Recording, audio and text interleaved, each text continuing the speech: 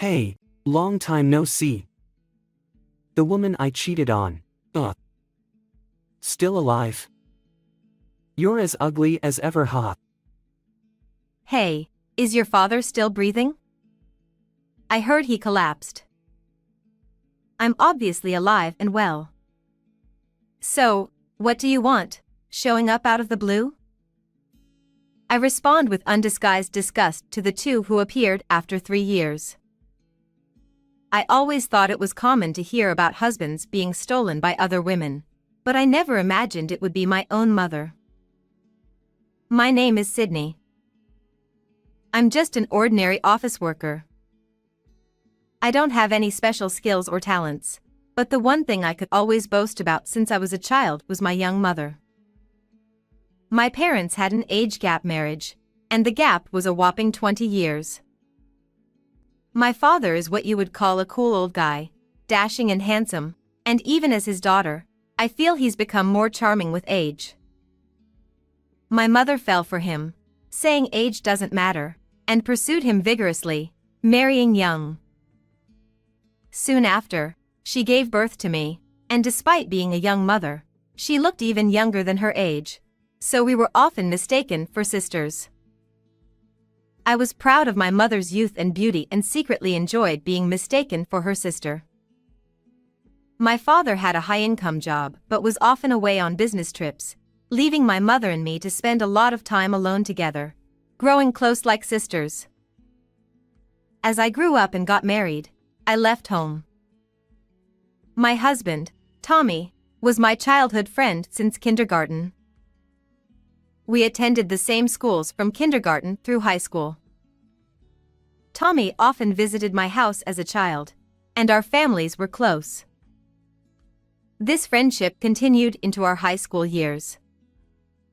One day in high school, our relationship changed. Tommy, who still came over to my house, confided in me about his love life, saying, "The girl I like might not see me that way. I'm afraid of ruining our current relationship by making a move. I feel like she doesn't even notice me, so I can't confess."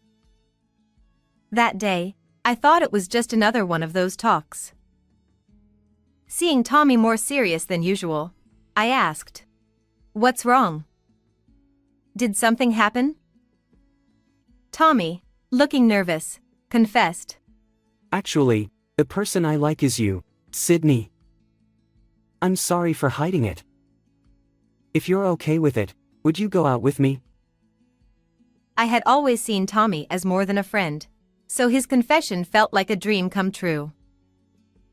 Of course, my answer was, "Yes, please." And so, we transitioned from just childhood friends to lovers. Our relationship progressed smoothly from there. Even though we went to different universities, we stayed in close contact, so I never felt insecure. Since our homes were nearby, I often found Tommy at my house after university, eating my mother's cooking. Tommy was sociable and got along well with my parents. In university, we started hanging out with our respective friends, and I was happy to see our friend groups grow. Tommy was friendly with my parents and friends alike. Tommy fulfilled my dream of marrying him, proposing soon after we both started working. I can't imagine marrying anyone but you. I know our life now can be daunting, but I'll always support you. Please marry me." I was overjoyed and immediately accepted. We got married and planned our wedding ceremony for after the registration. We were fortunate to have many friends attend our wedding and received a lot of blessings. Some friends cried tears of joy, but the one who cried the most was my mother. "Oh no. Mom, you're crying too much." But no. My mother's tears were extraordinary, and my father, supporting her, looked troubled. I found her tears strange. Even for a daughter's wedding, crying so much seemed excessive. Moreover, It seemed like my mother was looking at Tommy rather than at me. Despite my unease, the wedding ended with everyone's blessings. After the ceremony, my mother quickly composed herself and returned to normal, so I dismissed my concerns about her tears. Tommy and I started our newlywed life in an apartment close to my parents' house. After the wedding and honeymoon, we had to return to work. Even the mornings where we groaned about not wanting to go to work were enjoyable as newlyweds. During the wedding preparations, we had many busy days, but we looked forward to relaxing together. One evening, as I was preparing dinner after work, Tommy suggested, Your mom is probably alone tonight, right? Why don't we go eat at your parents' place? My mother is a great cook and can whip up anything delicious in no time. Missing her cooking and feeling tired from work, I agreed and called my mother. She answered quickly. Hello? What's up? When I told her Tommy suggested eating at her place, she sounded delighted. Your father isn't home today either. It's boring to eat alone, so please come. I'll make lots of Tommy's favorite dishes. Relieved by her invitation, Tommy and I headed to my parents' house. With my father frequently on long business trips, I thought my mother must indeed feel lonely in their big house. Kitty's cooking is always the best. I'm glad. Eat as much as you like. Tommy had known my family since childhood and always called my mother Kitty. Initially, he called her Mrs. Hall, but my young mother disliked it and insisted on Kitty. Watching Tommy happily eating, my mother said, It's lonely eating alone, so I'm happy you came. Please come anytime without hesitation. We thanked her for the warm welcome and headed home that night. From then on, we often returned to my parents' house for dinner, especially when my father was away. On nights when I was late from work or social outings, Tommy would sometimes go alone to eat with my mother, but I never thought anything of it due to our long-standing relationship. One day, I spoke to him. I'm sorry, but I think I'll be late tomorrow because of overtime. You can go ahead and sleep without me. He responded lightly while fiddling with his phone. Oh, really? Okay. Lately, he had been like this all the time. He never put down his phone, giving half-hearted responses to everything I said, constantly checking notifications and sometimes smirking at his screen. Though it bothered me, I thought it might be annoying for him if I complained about his phone use, so I kept quiet and endured it. When he said, I'm going to take a bath, and left, I continued watching TV. His phone, left on the table, pinged with a notification, lighting up. Instinctively, I glanced at it. A message from my mother had appeared, with her icon and the text, Let's be lovey-dovey again tomorrow. I was bewildered. Not understanding what was happening, I stared at the phone screen in disbelief, but there was no mistake, it was my mother's icon. Lovey-dovey? No, there must be some mistake, right? I couldn't comprehend why she would send him such a message, feeling uneasy, but I decided to let him be for now. 2 days later. My work had entered a busy period, and I came home late again to find the house dark. After eating a light dinner, showering, and getting ready for bed, I headed to the bedroom where he was sleeping soundly. I couldn't stop thinking about his phone, which was lying beside him. After receiving a strange message from her, I couldn't shake off the feeling. Despite thinking it might be unlikely, I had to check.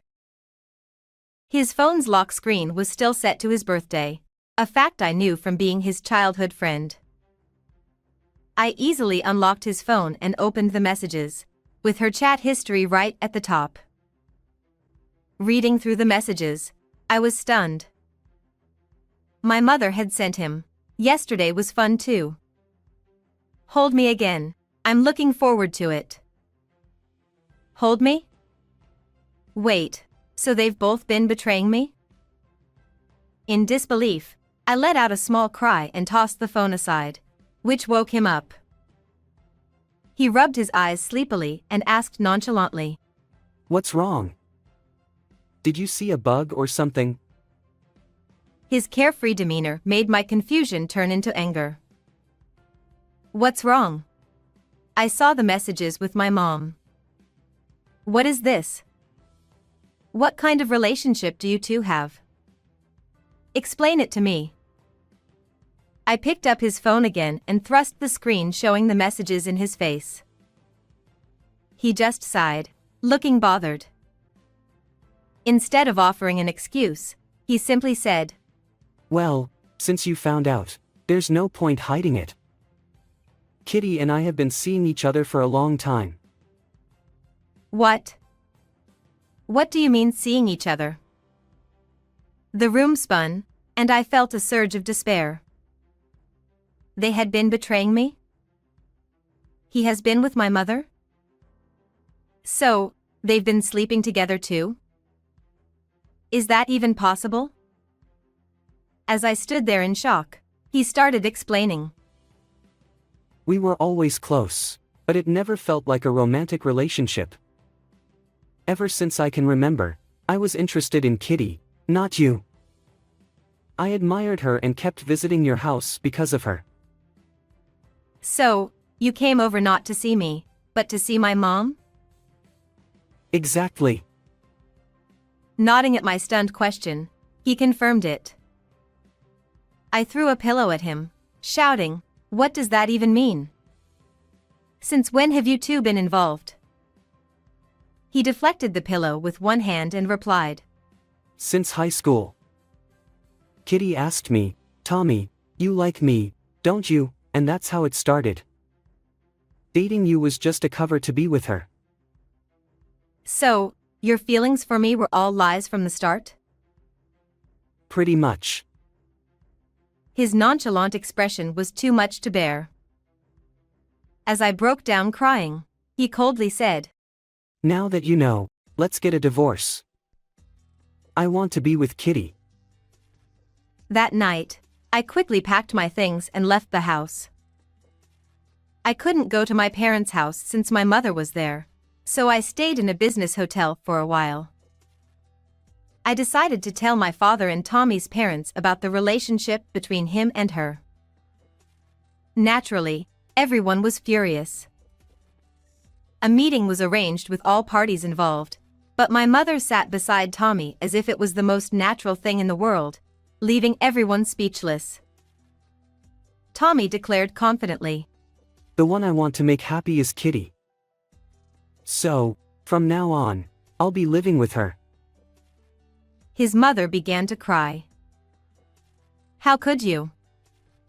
You swore to make Sydney happy. Betraying people like this will never bring you happiness. But he was unmoved. Even so, I love Kitty, and that's who I want to be with. His father said, If you go through with this, you're disowned. I don't need a shameful son like you. He just nodded. That's fine with me. His parents tried to persuade him patiently, but he never wavered, and eventually, they gave up. My father, who had been silent, finally spoke to my mother. Are you really going to live with him? No one will support this. You'll regret it. His voice was calm but carried anger. She leaned on him. I'm scared. No one is on our side. Don't worry, I'll always be on your side. Let's be happy together. Seeing them gaze at each other made me nauseous. As I frowned in disgust, he handed me a signed divorce paper. So, please divorce me. As if I needed to be asked. Of course, I would divorce such a disgusting person. I signed the paper without a word, and she cheered. Yay! Now he's all mine. But I'm not divorcing your father. He's 20 years older than me, so when he dies, I'll need to get my share of the inheritance. They left with the divorce papers, and Tommy's parents apologized repeatedly before leaving too. Later, I tearfully asked my father, "Dad, are you really okay not divorcing her? Won't she take your money if something happens to you?" "I don't want that." He comforted me, saying, Don't worry. I have a plan. Let's live happily together from now on. After that, we were busy moving out since Tommy had demanded that I leave immediately. Realizing that the joyous days of newlywed life were all an illusion was heartbreaking. I was down for a while, knowing that I had been betrayed by both my mother and husband. But with the support of my father, friends, and others around me, I gradually recovered. 3 years passed since they left. I continued living peacefully with my father. Our life was content and calm until they showed up to disrupt it. Yes, it was them. One morning, the doorbell rang while I was doing housework. Since my father was too old to easily get to the door, I answered it, only to find them standing there. Tommy smirked at me. Hey, fatty. You're alive. Still as ugly as ever, huh? Suppressing my disgust, I replied, "As you can see, I'm alive. What do you want, showing up out of the blue?" My mother peered inside the house. "Is your father still breathing?" I heard he collapsed. My father suddenly fell ill last year and now uses a wheelchair. I had informed my mother about his condition. "Are you here to check on Dad?" The doctor had already told us that my father didn't have much time left. I had also told my mother this, thinking she might be concerned for my elderly father. But it seemed that wasn't the case. My mother laughed crudely. No, I just came to see if it's time to get the inheritance yet." "Excuse me," she said, stepping inside. "Wait a minute." I tried to stop her, but my mother and Tommy entered the house as if they owned the place. My father, who had been listening from the living room, glared at them from his wheelchair. "You're really in a wheelchair. When are you going to kick the bucket?" My mother said, smirking. "Don't say such horrible things." I yelled, but my father said calmly, It's okay. He didn't seem angry, just exasperated with my mother and Tommy. "Actually, we're here for an early inheritance. I know you have a lot of money. Since we're still married, you'll give me a generous gift, right?" My mother spoke, clinging to Tommy's arm. My father sighed deeply. I won't give you a cent. There's no way I would. Please. We need the money. Tommy pleaded desperately. "Why do you need so much money? Are you wasting it?" I asked, not hiding my disdain. The truth is, I got laid off. I'm unemployed now, so we need the money. Tommy admitted. At that moment, I felt like there might be a God. Tommy was getting what he deserved for betraying me and my father. "Please, you understand our situation now, right? Give us the inheritance." My mother pleaded sweetly. No way, we're no longer married. "What? I never signed a divorce paper." You did.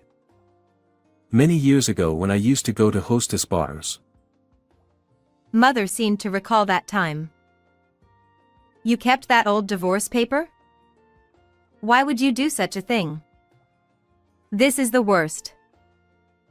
So, you're saying we can't get the money? What do you mean? What are we going to do now? Ha ha ha. I want to praise my past self for keeping the divorce papers. No, Catherine, I want to praise you. Thank you for writing the divorce papers back then. Also, it's awkward to say this without money, but as compensation for the affair, Sydney and I intend to claim damages from both of you, so be prepared. Father laughed cheerfully as Mother and Tommy seethed with anger. Tommy, trembling, asked me, Is it true? As I stood with my arms crossed, I said, It's true. Learn the depth of your sins. Upon hearing this, Mother and Tommy hurriedly left the house with trembling steps. After that, I continued to care for my father, and we lived peacefully. She and Tommy, who had borrowed money from a dangerous source to pay the damages, were now missing, and we didn't even know if they were alive. Tommy's parents, who had pleaded tearfully for him, had cut ties with him, leaving him with no one to turn to. Years later, I received a call from Tommy. Feeling disgusted, I answered. Oh, Sydney? It's been a while. How about we get back together? I was messed up back then. When I was a kid, I was crazy about Kitty, who was young and sexy, but now she's just an old lady. I don't even want to hug her. You must be as sexy as Kitty was when I was obsessed, right? Let's meet up now. Huh? Are you stupid? Your motives are obvious. Come on, it's not like you will lose anything. Where are you now? I'll come to see you. Don't mess with me, jerk. I've remarried and I'm living happily. Don't bother me. Ha! That's a lie, right? Who gave you permission to remarry? Hey! I hung up and blocked his number. The year after my divorce from Tommy, I had remarried an older man introduced by a friend. He was kind and promised to heal all my past wounds. Now, I was expecting his child, and I would soon become a mother.